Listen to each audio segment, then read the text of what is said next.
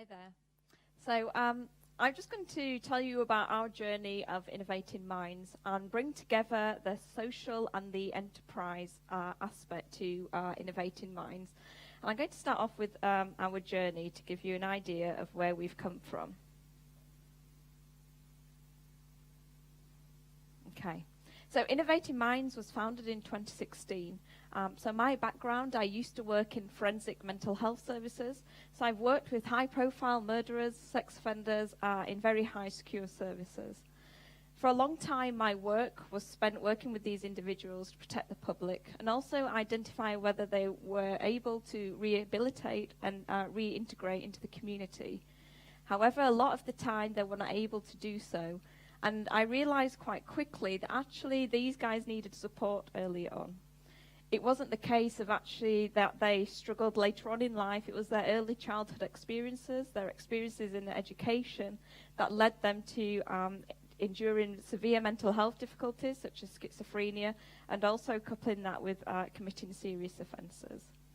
So a year before I started Innovating Minds, actually developing and making it legal, I had this idea but never had the competence or really the confidence to be able to leave my stable job and take the leap of faith. However, the house that I bought, I'd sold, and the house I was going to buy didn't go through. So I decided to invest in myself. So on leap year day, 2016, I took a leap of faith and handed in my resignation and started working on Innovating Minds. Now, this leap of faith was one that I kind of decided, okay, I'm going to put some money aside. If it doesn't work for a year, I'll just go and continue within my career. However, quite quickly, we got a first contract in London. Now, this contract was working with students that had been excluded from mainstream education. So they were deemed as the naughty children, children that were high risk of engaging in violence or knife crime, gangs at risk of sexual exploitation. And this school had been failing for a number of years. The new senior leadership team came in, and one of their students had completed suicide, and that was a changing point for them. Within a year of working with the school, was able to change it, and actually the regulatory body, Ofsted, came in and rated the school as good, which reduced behavioural incidences by 90%, but also increased staff turnover and reduced HR expenditure. That was our first case study. So my first point here is actually finding the impact in the case study. What is your mission? What are you going to do? At this point, everything that I was doing was just an idea. It was me trying to understand the theory that I wanted to take from healthcare into education sector. Would it work? So it required, I guess, a guinea pig and a really head teacher that was forward thinking. Fast forwarding on, I started Innovating Minds on my own. I was doing sales, I was doing marketing, I was traveling at 4 or 5 hours a day, there and back to London from Birmingham. But I was also trying to grow and look at Innovating Minds and how we can change the system and the culture within education. So that became my vision of actually how can we make educational systems more inclusive, but also supportive of everybody's mental health. Within 18 months, our team grew from me, it grew to 3 people. So people came and joined me, and then we went up to a team of 13. So it quickly grew. And the ideas and the people was putting more pressure on us of actually, can you help us within our schools and our educational settings, to the point that we also expanded. So pivoting is really important as well, to understand the market that you're in and the needs. So we also entered employability sector. So there's a lot of adults with low-level emotional well-being difficulties that cannot access the help that they need, either because they're deemed as not unwell enough, so therefore they don't meet the threshold to access free support, or they didn't know how to coordinate the service. So very quickly we got a contract, and we was able to work in the community to support those people, to help them to access therapy, but also integrate into employment or education. As a result, we found that lots of people have either established their own enterprises, or they've been able to establish going back into work and be able to maintain their household and reduce homelessness. Somebody approached me one day, and this is the power of networking, to say actually what you're doing is great, and they're an organisation that's work with women affected by domestic abuse. These women go on their journey to recovery, but a lot of the women were saying actually there's nothing for my children. I go on these programs, I understand my child's now acting out because of what they've witnessed within the household, and they're at risk of being excluded from school because they're seen as naughty children. What can we do? So with our clinical skills and experience, we actually created our own programs. So one of the things here is actually, if it's not there, create it. Don't feel that you have to wait for somebody else to do it. So we created our own programs for primary age children, secondary age children. Within delivering the second session, we already got a waiting list of 40 children. Naturally, siblings cannot be in the same group together, so as we took on a new family, our waiting list grew. And now this is where our profits are invested. So as a social enterprise, it's very important that you don't give away your services for free. You are an enterprise, you still have to operate it like a business, but what you do with that profit is what makes it social. So everything that we do within our organizations comes from a social mission. That social mission each year is decided by our team. So we adopt things like Google, objective and key results. So always look at what corporate organizations are doing and see how you can adopt those within your own social enterprise. Each year the team are asked around December time of what do we want to focus on the next year. We come up with the goals, we come up with the ideas that are led by the team. So last year it was we want to support children affected by gang violence or to reduce risk of violence. So now currently working in primary schools to be able to do that. The reason why that's really important is because your team is going to get you to where you want to go. It's not you alone. You have the vision, you started off, you are the leader. However, it's the people that you have around you that take it to the next place. They're the ones that advocate for you. They're the ones that push it forward. They're the ones that carry Innovating Minds. Me alone can't do that. So having them on board is really crucial, and that comes into HR experience of when you're recruiting. It's really important to surround yourself with the right people. So when I say that, when I set up Innovating Minds, my Facebook page or whatever I had, my profile, had a lot of people in there that were actually not friends, they were more associates, where you kind of accept people because you want more friends. Setting up Innovating Minds, I kind of decluttered. So all those people around you that bring negativity to you, that are not supportive of what you're doing, I got rid of them. Because actually, when you're starting up an organization, it's very difficult. Some people will doubt you, you doubt yourself. So you want people there with you that are able to support your journey, but also understand what you're doing. So we're now in a process where we're looking to scale. So to make a social enterprise sustainable, and for me to reach my mission that all educational establishments are more therapeutic and support everybody's mental health, we're going through a digital transformation. I'm a clinician. I'm not a techie, but that's okay because it's getting the right people around you to help you with that. And actually what I've come to understand, it's technology is not the first thing that's important, it's the content. So we know what we want to deliver, we just need to make technology work for us. By going through this digital transformation is going to enable us to scale nationally and internationally, which is really important for the vision and the mission, because actually our current services are not affordable for all schools. It's expensive to have a psychologist, but also recruitment of a psychologist is really difficult for me. So the way we want to grow it and want to scale it, it's not possible with our current structure. So we're going through the digital transformation to enable people to access our services at a more affordable price, but also make it more accessible so it's digital 24/7. As you can see with this as well, by doing this, this also creates an impact in terms of the number of people we can reach. We've reached up to 3,000-4,000 people. We've worked with 45 schools. By going digitally, we'll be able to reach thousands of schools.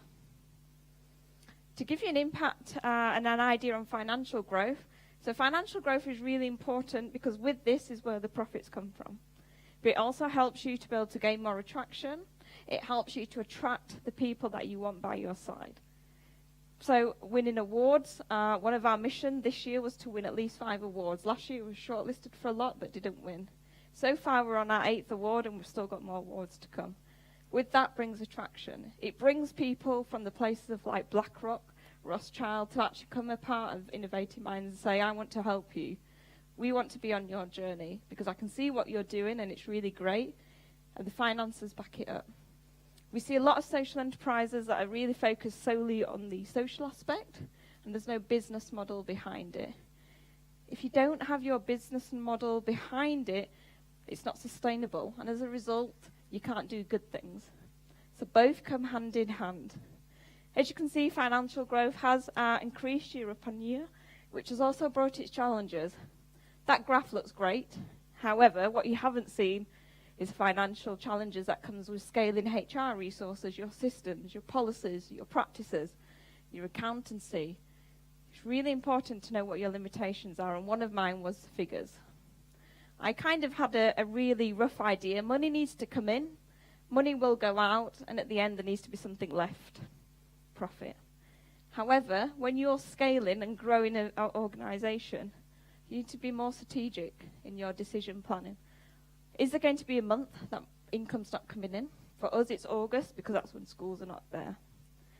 How do you know when to make your next hire, and when do you know are you at risk of making redundancies, etc.? So getting people around you and learning about it is really crucial, because actually sometimes you can grow too quickly, which also becomes a bad thing as well. So it's about doing it at key strategic points. We're also aware that with the digital transformation puts it as risk. So yes, it sounds great, but it's also a big risk thing to do for us at Innovating Minds. So having that is really important to understand your figures. If you don't understand them, get people who do. So think about outsourcing. One thing that I came to realize is you don't need to be an expert in everything. And it's okay not to be. Do what you're good at. The things that you're not so good at, be willing to learn, but get the right people around you to help you with that.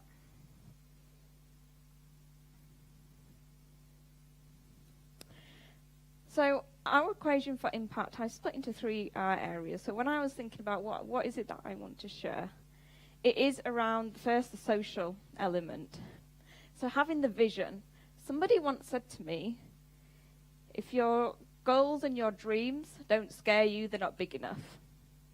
So if you're thinking small, you're never going to really achieve what your huge mission is. The Google objective and key results actually say set targets that you can't achieve, that are not realistic. Because actually if you achieve 90% of that, it's more than what you would have achieved if you set a realistic target. Also keep your mission at your heart. This is very difficult to do when you're working with a team, because some people want to give a lot, which is great.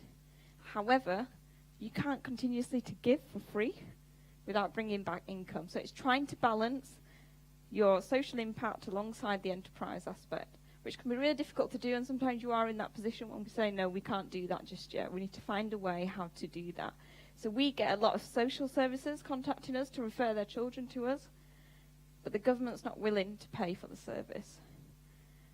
So we have to strike a balance and have those conversations, because we cannot continue to do that for free, because we can't operate like that. Also, measuring impact is really important. So when we're a social enterprise, I'm a clinician, but you always will get asked, how do you know that's working? What evidence do you have?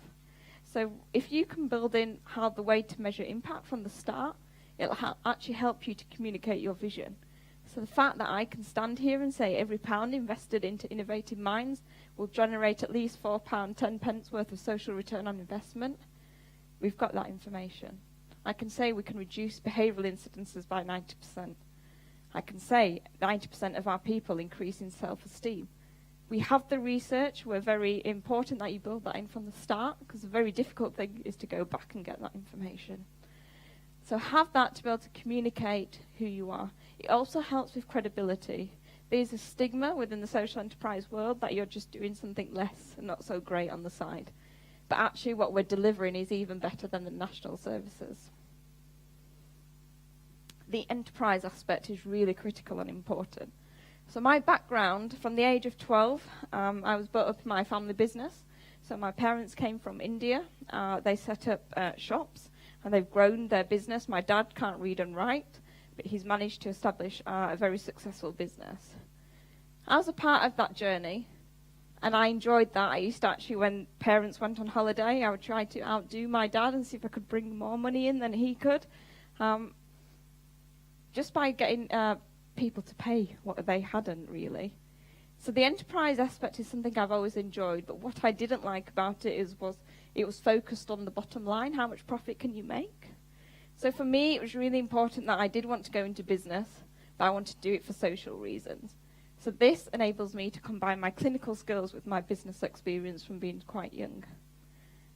Knowing when to pivot is really important because your market will change, the customer demands will change. It's important that you don't lose touch with who your customers are and what they want. So our digital transformation came from customers saying to us, actually, this is great. However, we either can't afford it or we don't have the time to release people from educational settings. The employability aspect came from people saying, there's lots of work going on in job centres, but a lot of the people they have in touch with have got mental health difficulties. We can't, what can we do? Recruiting the right people in the right places is really important. We've had one bad recruitment, and it didn't work out. However, it did test the policies and the procedures in place. So it was able to quickly exit that person from our organisation and recruit.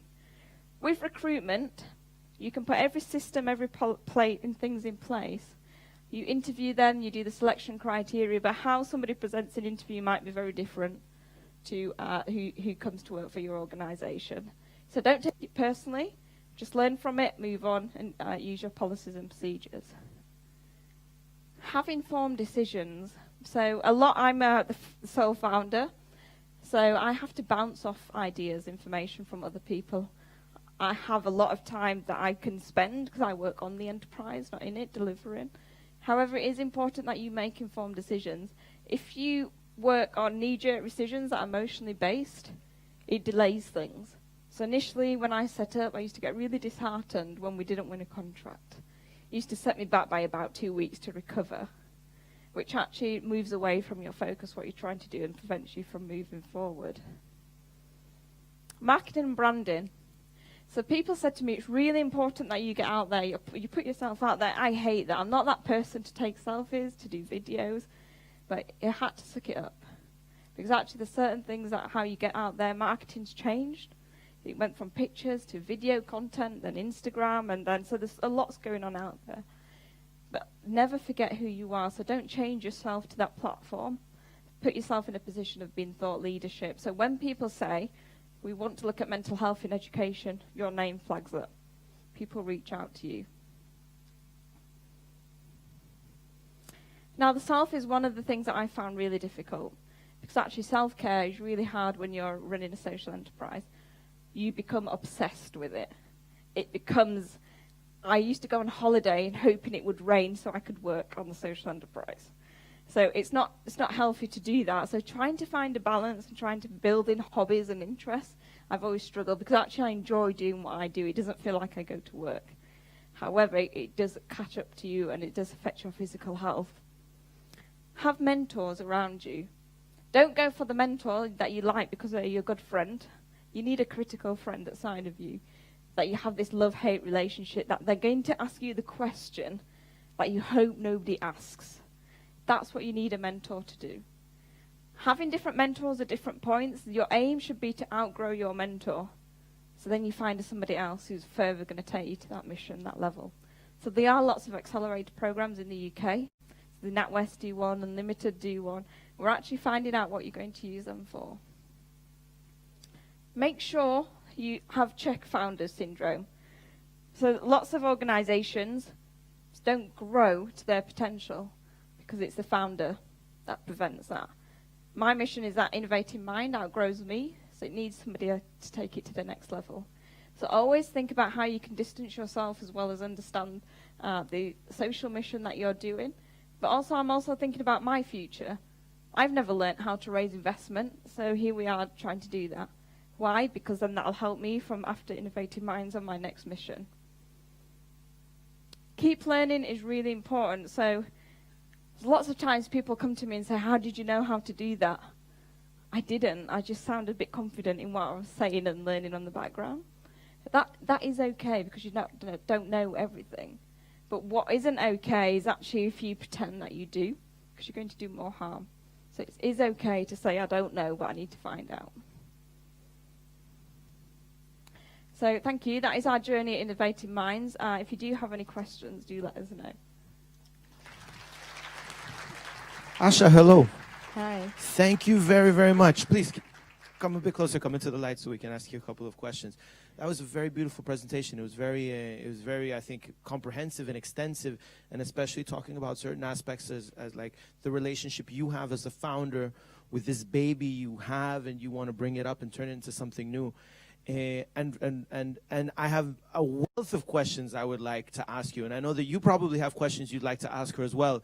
So please take the opportunity during the break and take the opportunity to talk to her, because there's a lot of things that you can learn here, especially when we're talking about the thing that it is also a journey which you are going through. But I would like to take the opportunity and be a little bit bold, as I have the microphone and I'm hosting the event, to ask you a couple of questions right now. And one of the ones which I find very important is, how do you balance at the end of the day this, and clearly you're a business person because you inherited it from your family, right? How do you balance that business with that desire to do good? And for me, one of the best ways maybe to put you on the spot would be saying, how do you decide how much you're reinvesting into your organization, and how much do you give back to society? Because you clearly said you don't want to pay yourself as profit, but still that's a very strong business consideration. So how do you solve that conundrum, for example? So our Healing Together program, so the group support for children affected by domestic abuse, is our main focus. So what we've done is actually say we've been investing in it for over 2-3 years as a pilot program, but now we're at a point where we're turning it into a train the trainer. So the investment now is not just to offer the groups for free, it's to turn it into a product that we can then generate income from.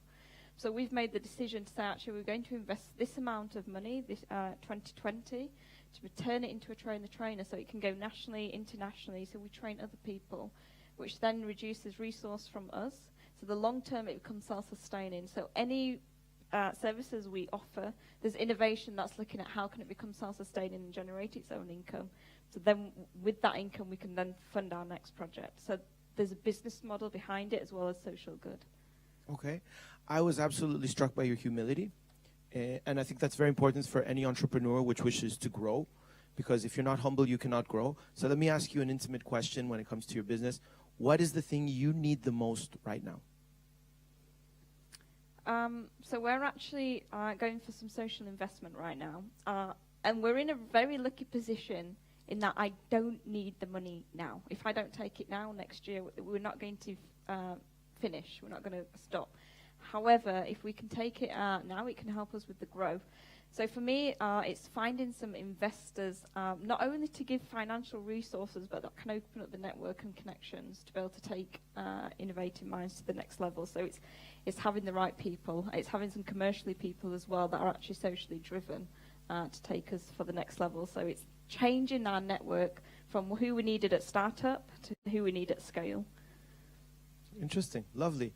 Please take the opportunity, speak to these people during the break. They will really, really illuminate you and expand you. And can I ask for one last round of applause for Dr. Asha Patel. Thank you very much for the lovely presentation.